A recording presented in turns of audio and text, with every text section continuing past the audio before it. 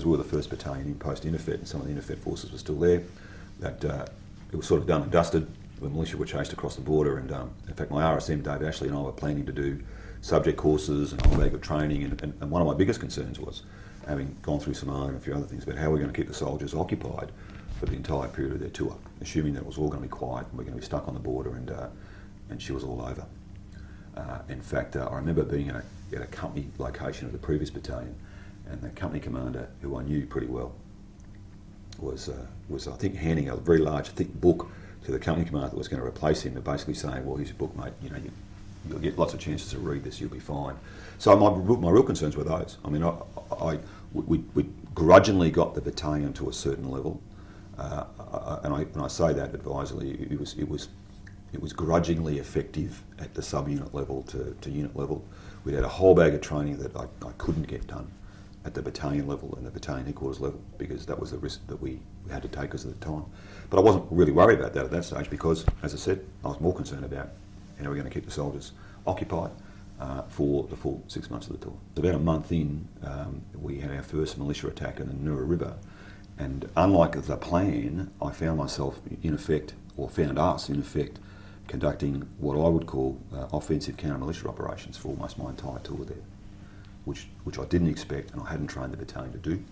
But that's in effect what the 6th Battalion did for most of its tour, while doing all of the sort of reconstruction and other efforts that we were trying to do in the villages as well with the UN agencies. So in a funny sort of way, that problem didn't eventuate. I had a bigger problem, and that was to do with countering militia groups coming across the border, which kept us entertained for the entire tour and very, very busy.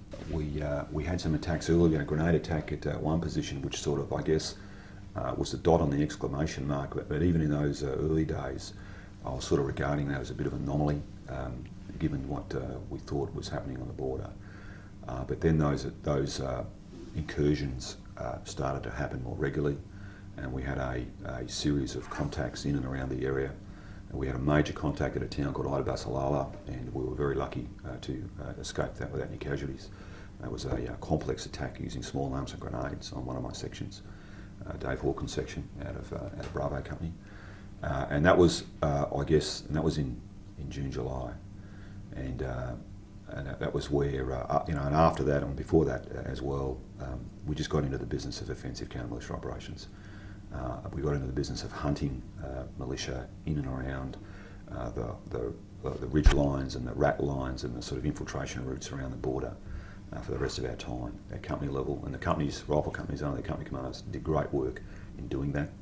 I lent heavily on recon surveillance platoon, who many of them were former Somali veterans and other veterans as well, because of the way we rebuilt the battalion, to literally hunt down blocking forces and a whole range of other things in Palalento militia groups who were coming across the border.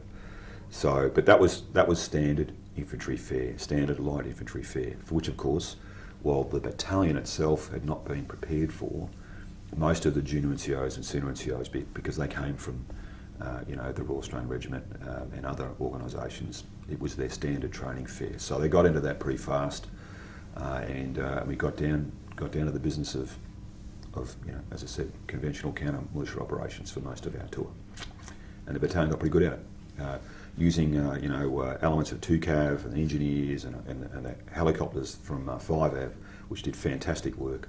And before that, actually, the helicopters from 3 Squadron, the Royal New Zealand Air Force, just did fantastic work, getting my people around, in particular the Black Hawks at night, just doing those offensive operations. While that provided the secure, as best we can, a secure environment, of course, for the civil military guys, not dissimilar to the sort of model we had in Somalia, I guess, to be doing the other reconstruction stuff, the peace stuff, the village work, the getting the people back into the villages, because I was conscious that we had to, I guess similar to Somalia, I could only get the villagers back into the border area because they'd gone from there because of the problems on the border.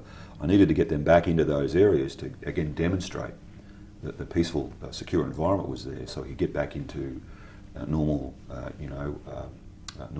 Timorese, town business, if you will, up on the border, because that then leads to further improvements that attracts business and what have you.